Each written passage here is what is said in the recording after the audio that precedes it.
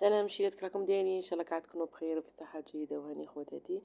وليت ندير معكم هذه البطاطا المشمله، ما كاش اللي ما يعرفهاش، وكنا نديروها زمان بكري، كانوا يديروها لنا مواتنا وجداتنا.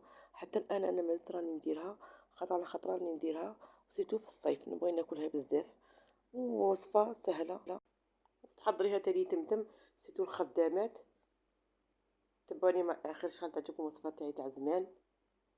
بسم الله نبداو. هنا عندي بطاطا، نقيتها ونقيتها وقطعتها هكا طويله، حبه طويله كيما هكا، وكل تبغي تغطيها بتيدي بصح هكا تجي شابه. وهنايا ملحتها وغادي نقليها،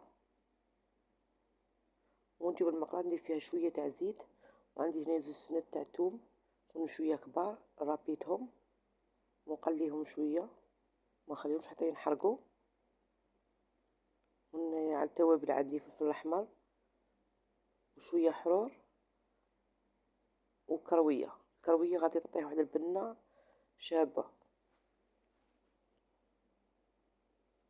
خليه يتقلى شويه، ونزيد دروك لها عندي نص كاس تاع ماء باش ما ينحرقلناش داك الثوم.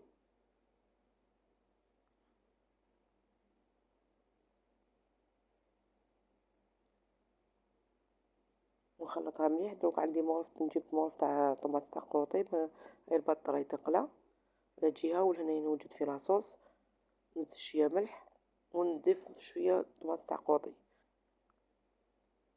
ونخلطها مليح. ولهنا غادي نضيف لها مغرف تاع خل. هذا الخل غادي يعطيها واحد الذوق شباب في البطاطا تاعنا مشمله، ما تجيناش حامضه. وغادي نجيب البطاطا بعد قلات لنا ديريكت نقيسها في المقله ونخلطها ونخليها تتشرب لنا ديك لاصوص. وتاكل نوريها لكم صح التقديم كي تجي دايره. وصفه سهله واقتصاديه وسيرتو اللي تخدم. ممكن الدراري اللي يبغوا البطه مقليه، حتى كبار ولا دراري.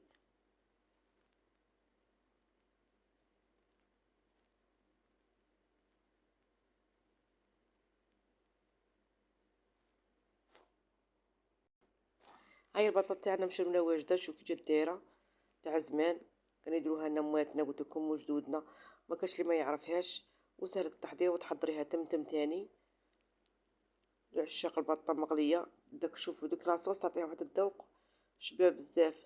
ان شاء الله تجربوها وتحضريها تاني تمتم، بحال ما تشدكش من الوقت بزاف.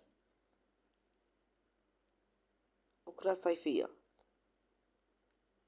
مع اللي نقول بشي مازال ما اشتركش عند القناه يشترك، ما تنسونيش بالجيم وتعليقاتكم، وفي وصفه قادمه ان شاء الله. مع السلامه.